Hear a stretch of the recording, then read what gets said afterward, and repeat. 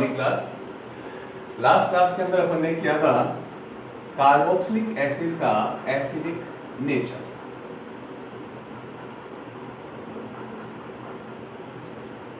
और कुछ स्टूडेंट जो थे उन्होंने कहा कि एसिडिक नेचर जो होता है उस पर सब्स्टिट्यूटिंग ग्रुप का क्या इफेक्ट होता है उसको वापस क्लियर करना है। ठीक है, तो अपन वापस देखते हैं। एसिडिक नेचर की बात की थी अपन ने, और मैं डायरेक्टली यहाँ पर एसिडिक नेचर के लिए कार्बोक्सिलिक एसिड जो है उसको सेल्फ आयोनाइज करें, then form carboxylate ion and H+ ion. अपन डिस्कस किया था कि कार्बोक्सिलेट आयन जो है उसमें ऑक्सीजन पे नेगेटिव चार्ज है और ये नेगेटिव चार्ज रेजोनेंस के थ्रू डीलोकेलाइज्ड होता है। ठीक है, और अगर नेगेटिव चार्ज डीलोकेलाइज्ड होगा तो उस केस में इक्विवेलेंट रेजोनेटिंग स्ट्रक्चर्स बनती हैं जो ज़्यादा स्टेबल स्ट्रक्चर होती हैं, मोर स्टेबल स्ट्रक्चर है।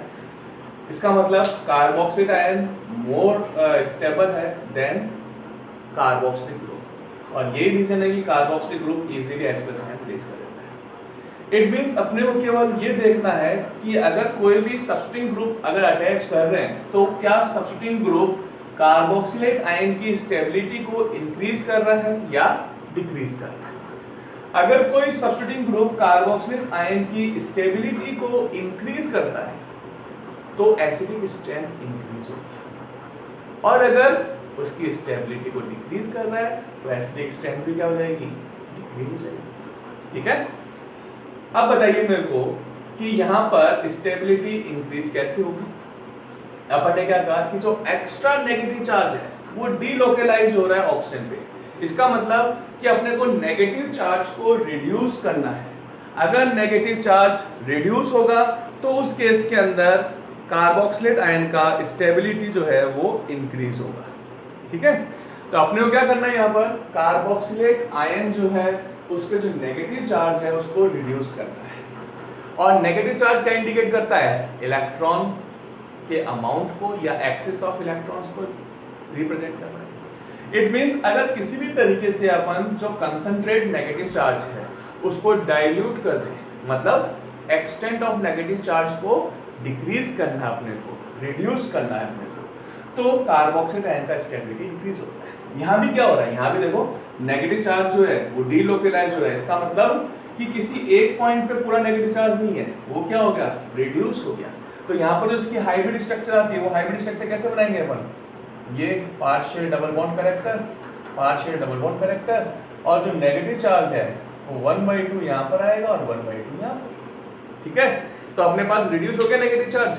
तो अगर नेगेटिव चार्ज रिड्यूस हो रहा है तो स्टेबिलिटी क्या होगी, इंक्रीज होगी। ठीक है, तो पॉइंट क्लियर अपने पास कि अगर कार्बोक्सिलेट आयन का नेगेटिव चार्ज को अपन रिड्यूस करते हैं तो उस केस में स्टेबिलिटी इंक्रीज होती है। अब अपने को देखना ये है कि स्टेबिलिटी इंक्रीज होगी तो एसिडिक नेचर भी इंक्रीज होगी। तो अब पॉइंट ये आया कि अगर यहां पर अपन देखें कि सब्स्टिट्यूटिंग ग्रुप जो है उसका क्या इफेक्ट होगा, तो सब्स्टिट्यूटिंग ग्रुप का इफेक्ट कैसे होगा। मान लो सपोज यहां पर मेरे पास R था और R को अपन ने अज्यूम कर लिया एज ए एल्काइल ग्रुप, और अगर मेरे पास यहां पर ये एल्काइल ग्रुप आ गया तो एल्काइल ग्रुप का कौन सा इफेक्ट होता है, electronic effect, positive inductive effect है। और पॉजिटिव इंडक्टिव इफेक्ट वाला ग्रुप क्या करता है, इलेक्ट्रॉन डोनेटिंग ग्रुप होता है, इलेक्ट्रॉन डोनेट करता है। अगर इसने कार्बन को इलेक्ट्रॉन डोनेट किया, ठीक है, तो ऑलरेडी ऑक्सीजन पे नेगेटिव चार्ज है, एक्स्ट्रा इलेक्ट्रॉन है, और ये ग्रुप भी क्या कर रहा है, इलेक्ट्रॉन डोनेट कर रहा है। ठीक है ना, तो फाइनली इलेक्ट्रॉन जा किसके पास है, कार्बन और ऑक्सीजन के पास। तो यहाँ पर जब ग्रुप के पास इलेक्ट्रॉन जाएगा, क्योंकि ये इलेक्ट्रॉन डोनेटिंग ग्रुप है, इलेक्ट्रॉन डोनेट कर रहा है, तो उस केस में यहाँ पर इलेक्ट्रॉन डेंसिटी क्या हो जाएगी, इंक्रीज हो जाएगी। और अगर इलेक्ट्रॉन डेंसिटी इंक्रीज होगी तो नेगेटिव चार्ज क्या हो गया, इंक्रीज हो गया। जबकि अपने को क्या करना था, नेगेटिव चार्ज को रिड्यूस करना था। ठीक है, तो अगर कोई पॉजिटिव इंडक्टिव इफेक्ट वाला ग्रुप ऐड होगा तो वो क्या करता है, इलेक्ट्रॉन डेंसिटी को इंक्रीज करता है। इलेक्ट्रॉन डेंसिटी इंक्रीज होगी तो उस केस में इलेक्ट्रॉनिक रिपल्शन इंक्रीज होते हैं और स्टेबिलिटी क्या हो जाती है, कार्बोक्सिलेट आयन की डिक्रीज होती है। और अगर कार्बोक्सिलेट आयन की स्टेबिलिटी डिक्रीज होगी तो एसिडिक नेचर भी डिक्रीज होता है। ठीक है, देखो वापस से रेजोनेटिंग स्ट्रक्चर तो बनेगी इसमें भी, बट यहां पर अपने पास कोई एक्स्ट्रा चार्ज नहीं था, लेकिन यहां क्या है, इलेक्ट्रॉन डोनेटिंग ग्रुप है। तो अब बताओ क्या दोनों ऑक्सीजन पे केवल नेगेटिव हाफ चार्ज आएगा क्या? नहीं आएगा ना, क्यों? क्योंकि एल्काइल ग्रुप इलेक्ट्रॉन डोनेट कर रहा है, तो कुछ ना कुछ यहाँ पर इलेक्ट्रॉन जो है या नेगेटिव चार्ज है वो डिक्रीज होने की जगह क्या हो जाएगा, इंक्रीज हो जाएगा। तो इसलिए अपने लिखा कि अगर पॉजिटिव इंडक्टिव इफेक्ट वाला ग्रुप अटैच किया हुआ है तो एसिडिक स्ट्रेंथ डिक्रीज होती है। अब दूसरा केस, अगर मान लो कोई मैंने इलेक्ट्रॉन विड्रॉइंग ग्रुप ऐड कर दिया, सपोज करो मेरे पास यहाँ क्लोरीन आ गया। अब इलेक्ट्रॉन विड्रॉइंग ग्रुप क्या करता है, इलेक्ट्रॉन को विड्रॉ करता है, ठीक है। तो देखो ऑक्सीजन पे पहले से नेगेटिव चार्ज है, अगर रेजोनेंस कर रहे थे तो दोनों ऑक्सीजन पे क्या चार्ज आ रहा था, माइनस हाफ चार्ज आ रहा था। और ये इलेक्ट्रॉन विड्रॉइंग ग्रुप क्या करता है, इलेक्ट्रॉन को विड्रॉ करता है, खींचेगा अपनी तरफ, अट्रैक्ट करेगा। इसका मतलब कि यहां से कुछ नेगेटिव चार्ज है वो किस पे शिफ्ट हो जाएगा, Cl की तरफ मूव करेगा, ठीक है। तो कुछ नेगेटिव चार्ज Cl की तरफ मूव कर गया और बाकी रेजोनेंस स्ट्रक्चर के कारण दोनों ऑक्सीजन पे आ गया। तो बताओ यहाँ पर अब जो पार्शियल नेगेटिव चार्ज है वो माइनस हाफ होगा या माइनस हाफ से रिड्यूस हो जाएगा, कम हो जाएगा। तो कॉमन सी बात है यहाँ पर कि इलेक्ट्रॉन विड्रॉइंग ग्रुप है, इलेक्ट्रॉन को विड्रॉ कर रहा है, तो उस केस में ऑक्सीजन के ऊपर नेगेटिव चार्ज क्या हो जाएगा, डिक्रीज हो जाएगा, ठीक है। और अगर ऑक्सीजन में नेगेटिव चार्ज डिक्रीज हो रहा है तो कार्बोक्सिलेट आयन की स्टेबिलिटी इंक्रीज हो जाएगी, और कार्बोक्सिलेट आयन की स्टेबिलिटी अगर इंक्रीज हो रहा है तो एसिडिक स्ट्रेंथ भी क्या होगी, इंक्रीज होगी। सो अपन ने नोट किया कि पॉजिटिव इंडक्टिव इफेक्ट वाले ग्रुप एसिडिक स्ट्रेंथ को डिक्रीज करते हैं और नेगेटिव इंडक्टिव इफेक्ट वाले ग्रुप जो होते हैं वो एसिडिक स्ट्रेंथ को इंक्रीज करते हैं। क्लियर है? अब मान लो अपने पास एग्जांपल आ गया कि ठीक है, acetic acid CH3 double bond OH, formic acid और क्लोरो एसिटिक एसिड,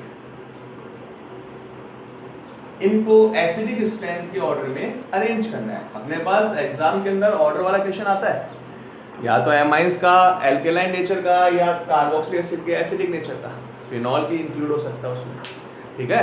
तो एसिडिक नेचर और बेसिक नेचर का ऑर्डर जो है वो आता है एग्जाम के अंदर, फिक्स क्वेश्चन है, तो अपने को पता होना चाहिए अब यहाँ पर ऑर्डर क्या ऑर्डर होगा भाई, बताओ। देखिए एसिडिक एसिड है, पॉजिटिव इंडक्टिव इफेक्ट, तो एसिडिक स्ट्रेंथ क्या हो जाएगी, डिक्रीज होगी। फॉर्मिक एसिड हाइड्रोजन है, कोई इफेक्ट नहीं होता हाइड्रोजन का, ना पॉजिटिव होता है ना नेगेटिव होता है, और Cl का कैसा है, नेगेटिव इंडक्टिव इफेक्ट है।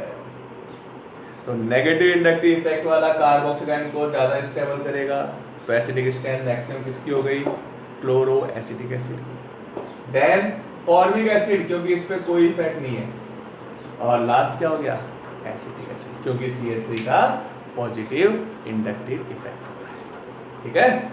तो ये अपने पास इसके बेस पे ऑर्डर वाला क्वेश्चन बन गया, ठीक है।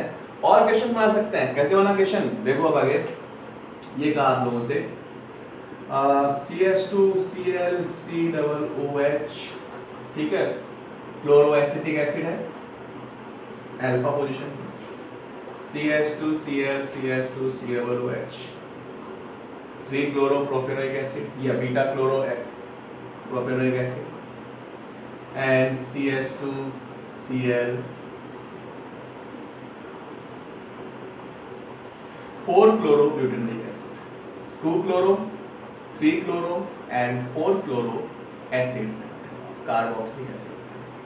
अब इनका एसिडिक स्ट्रेंथ का ऑर्डर डिसाइड करना है, तो एसिडिक स्ट्रेंथ मैक्सिमम किसका होगा, मैक्सिमम एसिडिक स्ट्रेंथ होगा 2 chloro, then 3 chloro, then 4 chloro.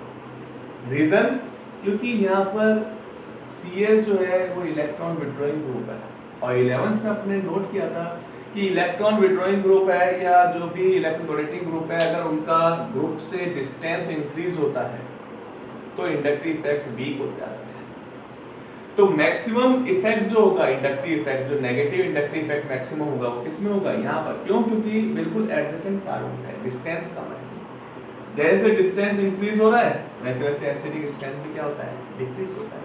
तो अपने पास एक पॉइंट बन गया यहाँ पर, एसिडिक स्ट्रेंथ प्रोपोर्शनल टू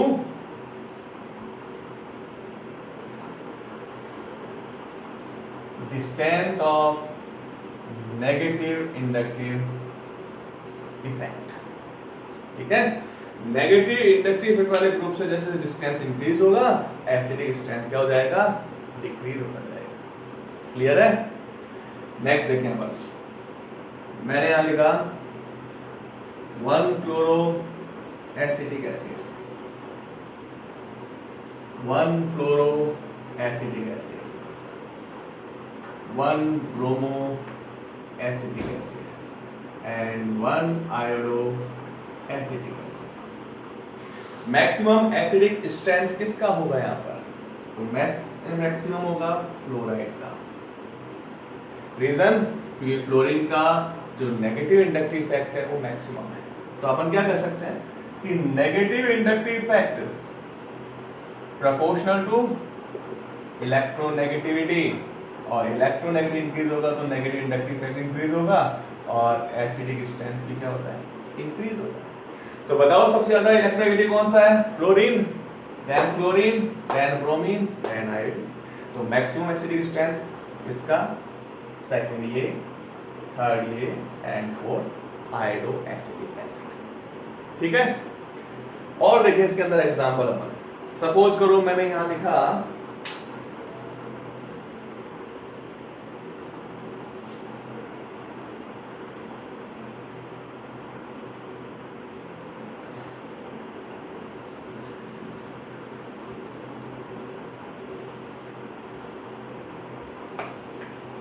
ये नोट किया अपन ने। नेक्स्ट क्वेश्चन सपोज लिखा मैंने CCl3 C double bond OH, CH Cl2 and Cl CH2, 1 chloro, 1 dichloro और सॉरी 2 क्लोरो, 2 डाइक्लोरो और 2 ट्राइक्लोरो एसिटिक एसिड। अब यहाँ पर अगर अपन एसिडिक स्ट्रेंथ का ऑर्डर देखें तो एसिडिक स्ट्रेंथ मैक्सिमम किसका होगा, trichloro acetic, then dichloro, then monochloro. इसका मतलब क्या हुआ, number of negative inductive effect group directly proportional to acidic strength. ठीक है, तो ये कुछ अपने पास सिंपल क्वेश्चंस थे, ऑर्डर थे, जिसके बेसिस पे अपन ने एसिडिक नेचर जो है उसको कंपेयर किया है। ठीक है ना, कुछ एग्जांपल्स हैं, ऑर्डर्स हैं अपने पास, और एसिडिक स्ट्रेंथ पर जो सबस्ट्रेट ग्रुप है उनका इफेक्ट अपन ने नोट किया है।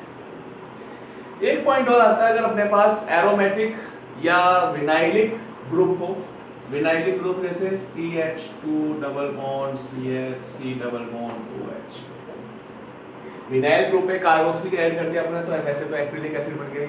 ठीक है, और या अपन एरोमेटिक कार्बोक्सिलिक एसिड को कंपेयर करें तो एरोमेटिक एसिड और विनाइलिक एसिड जो होते हैं इनका acidic strength acetic acid comparison में ज्यादा होगा। ठीक है, इनकी एसिडिक स्ट्रेंथ ज्यादा होती है compare to acetic acid. But chloro acetic acid है या इलेक्ट्रॉन विड्रॉइंग ग्रुप अगर ऐड किया हुआ है तो उसके कंपैरिजन में इनका एसिडिक स्ट्रेंथ हमेशा क्या होता है, कम होता है। ठीक है ना, क्योंकि इनके अंदर इलेक्ट्रॉन विड्रॉइंग इफेक्ट तो है लेकिन बहुत कम इलेक्ट्रॉन विड्रॉइंग इफेक्ट है। ठीक है, इसलिए अपने पास इनका एसिडिक स्ट्रेंथ ज्यादा तो है इससे एसिटिक एसिड से, बट इलेक्ट्रॉन विड्रॉइंग ग्रुप अगर ऐड किया हुआ है तो उसके कंपैरिजन में एसिडिक स्ट्रेंथ कम होता है।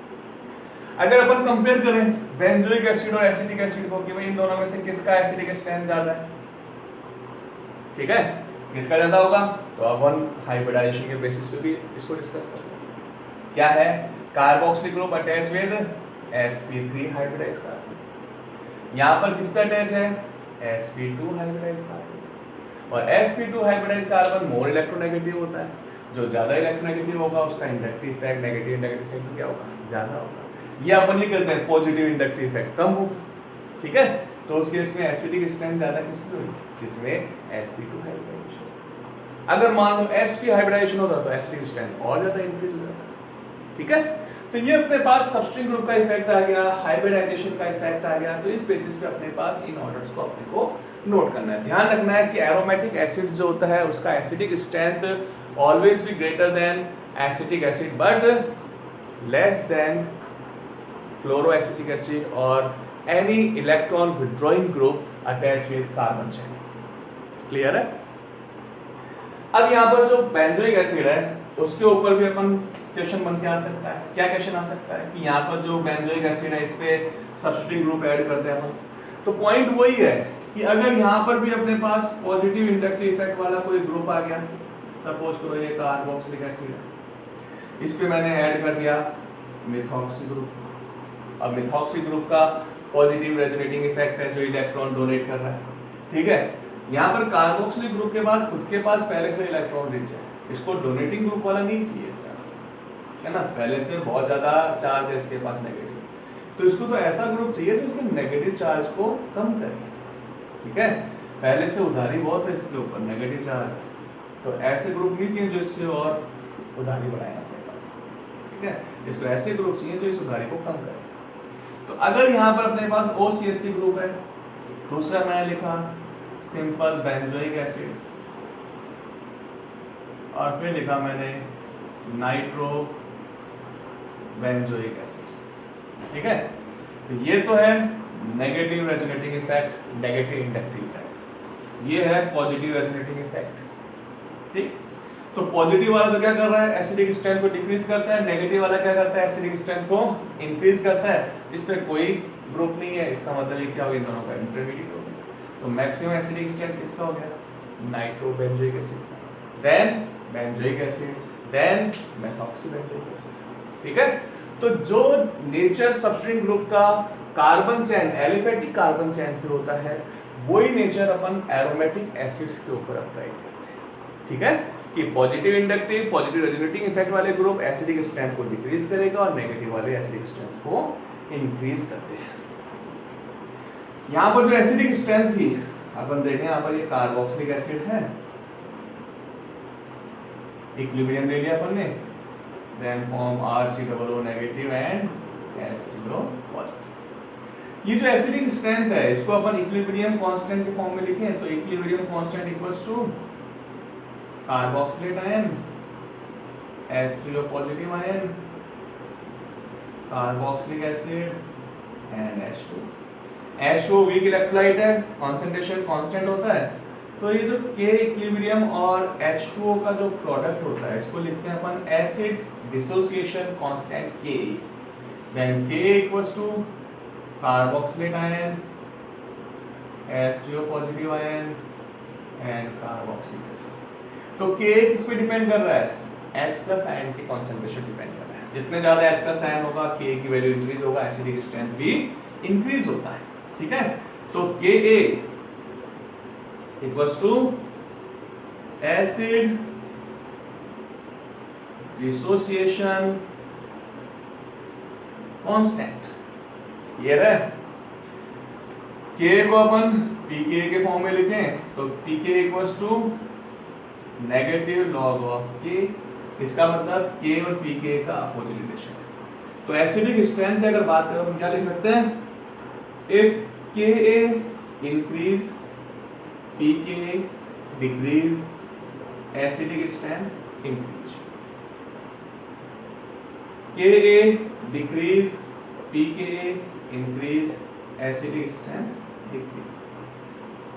तो ये एसिडिक स्ट्रेंथ का Ka और pKa के साथ रिलेशनशिप आ गया। तो ये अपने पास था एसिडिक स्ट्रेंथ जिसपे पॉजिटिव और नेगेटिव जो ग्रुप होते हैं, सबस्ट्रिंग ग्रुप है जिनका रेजोनेटिंग इफेक्ट है या इंडक्टिव इफेक्ट है, उनका जो अपने पास पॉइंट होता है वो अपन ने यहाँ पर नोट किया है। थोड़ा नीचे चला गया है, देखें वापस अपन इसके अंदर कि किस तरह से अपन ने इसको इक्विलिब्रियम कांस्टेंट के अकॉर्डिंग लिया अपने पास और Ka डिसोसिएशन कांस्टेंट आ गया है। ठीक है, और pK equals to negative log of Ka है, तो उसके बेसिस पे अपन ने यहाँ पर इसको एसिडिक स्ट्रेंथ को क्लेरिफाई किया। तो ये तो हुआ सब्स्टिट्यूट ग्रुप का इफेक्ट। आई थिंक जिन स्टूडेंट्स को कल थोड़ा बहुत डाउट था कि एसिडिक स्ट्रेंथ पर सब्स्टिट्यूट ग्रुप का क्या इफेक्ट होगा वो क्लियर हुआ होगा, और अभी भी कोई डाउट हो तो कमेंट के थ्रू जो है पूछ सकते हैं, उनका आंसर जो है नेक्स्ट क्लास में दे देंगे। अब देखिए अपन आगे, ये तो हो गया भाई अपने पास सब्स्ट्रेट ग्रुप का इफेक्ट। अब क्या करना है, अपने को कंपेयर करना है, किस किस को कंपेयर करना है। जैसे यहाँ पर अपन ने कंपेयर किया एसिडिक स्ट्रेंथ को, वैसे ही कुछ फंक्शनल ग्रुप्स को कंपेयर करते हैं। मैंने कंपेयर किया अल्कोहल और कार्बोक्सिलिक एसिड। अगर अल्कोहल और कार्बोक्सिलिक एसिड को अपन कंपेयर करें तो दोनों में से मोर एसिडिक ग्रुप कौन सा है। सपोज मेरे पास ये RCOOH है और ये है RCH2। तो दोनों में से मोर एसिडिक कौन सा है, सिंपल चीज है, carboxylic acid is more acidic than alcohol. Reason, क्योंकि अल्कोहल से एल्कोक्साइड आयन का फॉर्मेशन होगा जिसमें ऑक्सीजन पे नेगेटिव चार्ज है, और एल्काइल ग्रुप का पॉजिटिव इंडक्टिव है। तो ये इलेक्ट्रॉन डोनेट करेगा तो इलेक्ट्रॉन डेंसिटी इंक्रीज हो गया, इलेक्ट्रॉनिक रिपल्शन इंक्रीज होगा, देन स्टेबिलिटी डिक्रीज हो गया। Alkoxide ion is less stable then alcohol, therefore it show weak acidic nature.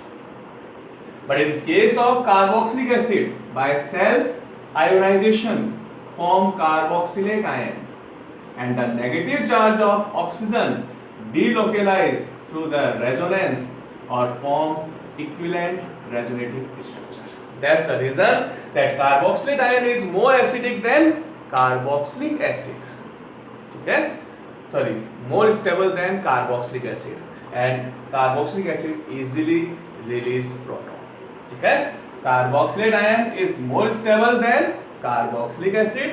That's the reason कि carboxylic acid easily convert into carboxylate ion and show acidic nature. तो strong acid है carboxylic group compare to alcohol, क्योंकि यहाँ पर stability कम है इसलिए alcohol proton release नहीं करेगा, बट यहाँ स्टेबिलिटी ज्यादा है तो इजीली प्रोटॉन को रिलीज करेगा। Next comparison, carboxylic acid versus phenol.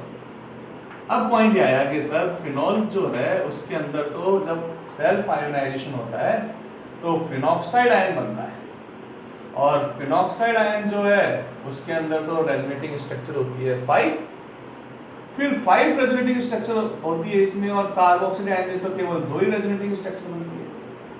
तो फिर ये फिनॉक्साइड आयन जो है या फिनॉल जो है वो मोर एसिडिक होना चाहिए कार्बोक्सिलिक एसिड के थ्रू। तो देखें अपन कि भाई यहाँ पर फिनॉक्साइड आयन में ऑक्सीजन पे नेगेटिव चार्ज है, और जब रेजोनेंस होगा तो रेजोनेंस में ये नेगेटिव चार्ज डीलोकलाइज्ड हो रहा है। बिल्कुल सही बात है, डीलोकलाइज्ड भी हो रहा है, यानी ऑक्सीजन पे कोई नेगेटिव चार्ज कंसंट्रेट फॉर्म में नहीं है। रेजोनेटिंग स्ट्रक्चर जो है वो भी अपने पास 5 रेजोनेटिंग स्ट्रक्चर्स ड्रॉ कर रहे हैं, 1 2 3 हो गई, देन 4 और फाइनली वापस ऑक्सीजन का। तो जब यहाँ पर 5 रेजोनेटिंग स्ट्रक्चर बन रही है, यहाँ पर केवल 2 रेजोनेटिंग स्ट्रक्चर है, तो फिर सर कार्बोक्सिलिक एसिड जो है वो लेस एसिडिक होना चाहिए फिनॉल से, होना चाहिए, बट ऐसा नहीं है। क्योंकि अगर ऐसा होता तो अपन यहाँ पर एसिड वर्ड यूज में लेते, यहाँ पर अपन एसिड वर्ड यूज में नहीं लेते। Carboxylic acid always be more acidic than phenol. Reason, because in phenol by self ionization form phenoxide ion, negative charge of oxygen delocalized on benzene ring, but negative charge present on less electronegative carbon. According to rules of resonance, negative charge always be present on the more electronegative atom, but in case of phenoxide ion, negative charge 5 out of 5, 3 residue structure out of 5 negative charge present on less electronegative carbon. That's the reason these residue structure are not more contributing in hybrid structure or not stabilize the phenoxide ion compared to carboxylate ion. In case of carboxylate ion, negative charge delocalized on more electronegative oxygen। यहाँ पर less electronegative पे नहीं है negative, more electronegative। इसलिए ये जो resonative structure है वो मोर कंट्रीब्यूटिंग है, मोर स्टेबल है compare to phenoxide ion. Second point, carboxylate ion में जो रेजोनेटिंग स्ट्रक्चर्स है that's are equivalent resonating structure, and equivalent resonative structure are more contributing और more stable resonating structure. That's the reason that carboxylate ion is more stable than phenoxide ion and shows more acidic nature। ठीक है, तो यहाँ पर अपन ने point देखा कि resonating structure ज्यादा बन रही है उससे फर्क नहीं पड़ता है, रेजोनेटिंग स्ट्रक्चर स्टेबल है, कंट्रीब्यूटिंग है या नहीं है उस पर डिपेंड करता है। तो कार्बोक्सिलिक एसिड में जो रेजोनेटिंग स्ट्रक्चर होती है वो कंट्रीब्यूटिंग रेजोनेटिंग स्ट्रक्चर होती है, स्टेबल होती है, इसलिए carboxylic group easily H+ ion release करके कार्बोक्सिलेट में कन्वर्ट होता है। ठीक है, बट इस केस के अंदर अपने पास 5 रेजोनेटिव स्ट्रक्चर है बट इनका कंट्रीब्यूशन कम होता है, इसलिए अपने पास फिनॉक्साइड आयन जो है वो कार्बोक्सिलिक कंपैरिजन में लेस स्टेबल है और लेस एसिडिक नेचर शो करता है। तो ये हो गया अपने पास एसिडिक नेचर के सारे पॉइंट्स अपन ने क्लियर किए हैं, अपन ने कंपैरिजन किया है। नेक्स्ट जो क्लास है मंडे को वो अपनी इस चैप्टर की लास्ट क्लास होगी, उसके बाद अपने पास ट्यूसडे को डाउट क्लास रहेगा और देन अपन टेस्ट जो है वो कंडक्ट करेंगे। ठीक है, कोई डाउट हो तो कमेंट कर सकते हो, पूछना है पूछ के बता सकते हैं कि सर क्या प्रॉब्लम आ रही है, तो अपन नेक्स्ट क्लास के अंदर स्टार्टिंग के अंदर अपन डाउट क्लियर करेंगे। जैसे लास्ट क्लास में कुछ स्टूडेंट्स के व्यूज़ आए थे कि सबस्ट्रिंग ग्रुप का इफेक्ट जो है वो थोड़ा सा समझना है वापस से, तो अपन ने वापस उसको एक्सप्लेन कर दिया है। फिर भी अगर कोई डाउट हो तो अपन नेक्स्ट क्लास के अंदर उसको डिस्कस करेंगे। Thank you.